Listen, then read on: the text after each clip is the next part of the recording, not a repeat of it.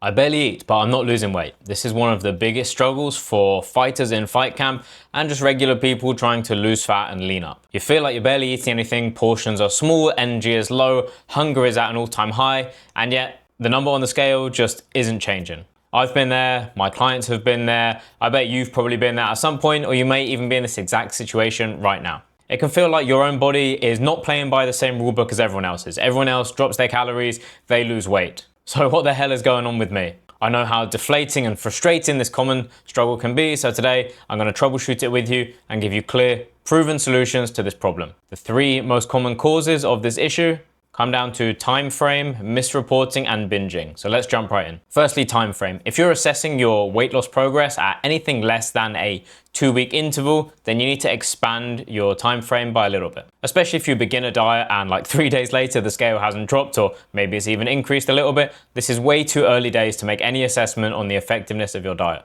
For everyone, the first week of scale data after beginning a new diet is just noise. There's water fluctuations, carbohydrate, stored as glycogen fluctuations, gut content fluctuations, and they can make the weight go up and they can make it go down. And sure, your body fat might be changing a little bit, but compared to the total change, which could be a kilogram or more, the change in body fat is going to be much, much smaller and harder or even impossible to tease apart from the noise. For some people, their weight drops hugely in week 1. For others, myself included, our weight tends to go up in week 1 after a diet, probably due to eating more vegetables and fruits and eating more fiber, therefore having more food volume in our gut. But you can never know 100%, but that's my best guess. So for that reason, I recommend waiting at least 2 weeks before assessing your rate of weight change, and even then only looking at average weekly weights rather than individual daily weights. Your weight will jump up and down within the week, but if your weekly average is consistently dropping each week by say anywhere between 0.3 kilograms all the way up to 1 kilogram as a kind of maximum, then you're losing fat over time, you're progressing, nothing needs to change. Number 2 is misreporting. Now, no one likes to hear this, myself included, but we all do it. Research has even shown that nutritionists and dietitians underreport our food intake. So I'm just as guilty of this as you. We don't like to hear that we're under tracking because it feels like a personal attack, like you are lying. But it's not that. It's simply human nature to underestimate and underreport how much food we're actually eating. One classic study by Lichtman et al. In 1992 studied obese subjects who reported not losing weight despite eating less than 1,200 calories per day. They measured their actual energy expenditure using doubly labeled water, which is an expensive but very accurate measure. And they found they underreported their calorie intake by 47% and overreported their physical activity by 51%, meaning there was a total calorie discrepancy of 1,304 calories. Now, that's quite a lot. And this isn't only in obese individuals. Other studies have found similar results across a range of populations. Smartwatches, fitness trackers, and things like that don't help with this problem either. And the fact that they give you a concrete number of calories, they say you burned 723 calories on this run, gives the illusion of accuracy because it's giving you a hard output, a concrete number. But this couldn't be further from the truth. Research has shown that the number of calories burned provided by these like fit watches, even heart rate monitors, smart trackers, things like that, they're just way off. Even the most accurate was, I believe, only 70% accurate. So I don't recommend using these to estimate calories burned. I recommend using an activity multiplier and then adjusting that based on your data, but that's a topic for another video. Third is binging. Now, this is a serious topic, and anecdotally, it's something that quite a few combat sports athletes, or I would say more compared to the percentage of the general population, struggle with. Probably due to a variety of factors, including the forced calorie restriction in order to make weight, often doing aggressive fat loss diets, choosing these very restrictive diets where they don't have any social meals and they're only eating 100% clean, and often pressure from teammates, coaches, social media, or even just internal pressure from themselves to fight in a lower weight class than would be ideal. And also combat sports athletes tend to be pretty all or nothing individuals. I can definitely identify with that. I know I'm an all or nothing individual, so I try to avoid things where being all in would probably not be a good thing, like drugs, kratom, which is a popular drink in Thailand or in Muay Thai gyms. I just know that if I try it and it's good, the fact that I tend to be all or nothing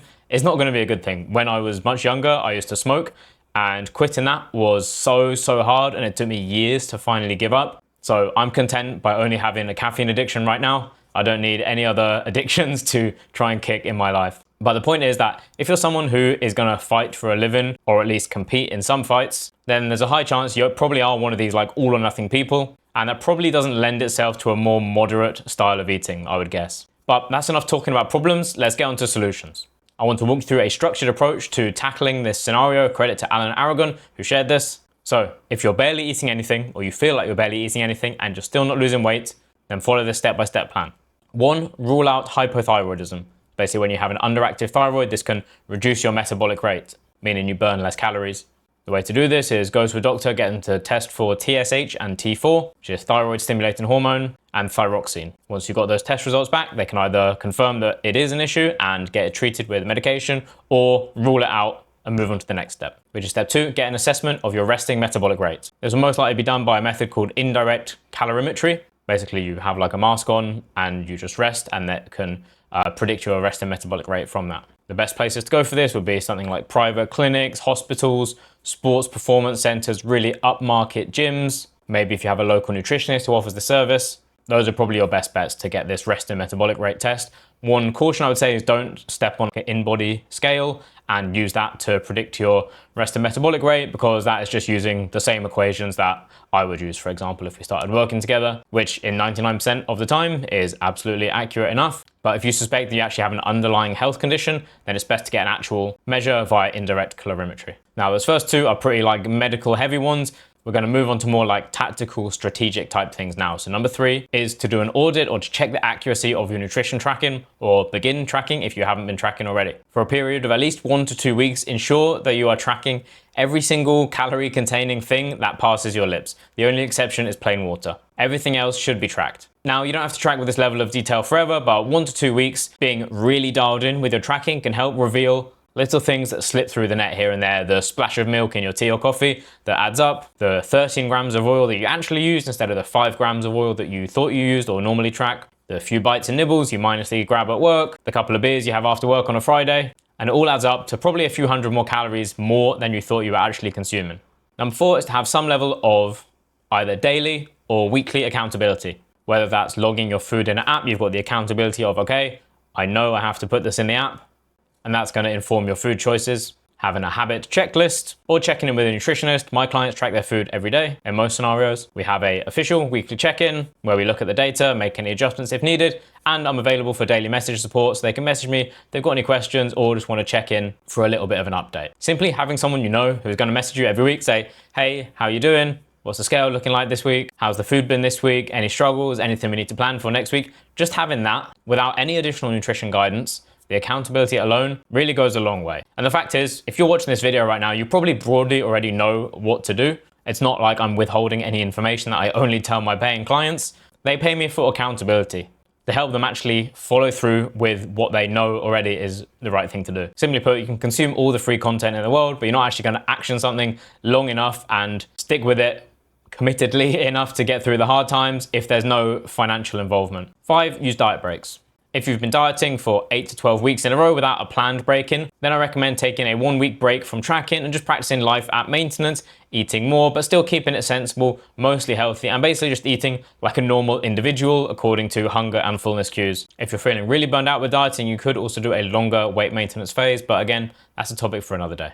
And 6th, and this one's really underrated, and I bet most of you probably haven't done this, and ironically, it's something you should be spending a lot of your time doing, is switching to a performance or muscle gain focused phase. Taking the focus away from the scale weight and trying to lose weight and lose fat and switching it to sports performance goals or muscle gain goals can be hugely liberating. You might aim to increase your max squat, hit a new PB on your 5K time, have your first fight, put on some muscle mass to either move up a weight class or to be stronger, bigger, and more powerful at your current weight class if you were able to cut back down afterwards. But rather than only ever tracking your calories where you're eating 1800 calories trying to lose weight and you associate tracking with this restriction, what about tracking for maintenance where you're eating like 2,500 to 3,000 calories per day? You're seeing how high you can bump up those carbs and you're really focused on fueling performance rather than restricting and stressing about the scale. And taking some time to track your food at maintenance or even focus on functional weight gain, muscle gain,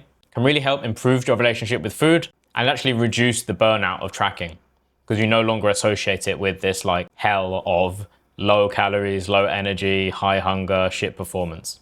So if you've never tried that, I strongly encourage you to try it. I've walked through those 6 steps. Now you know exactly what to do. The only thing left is for you to do it.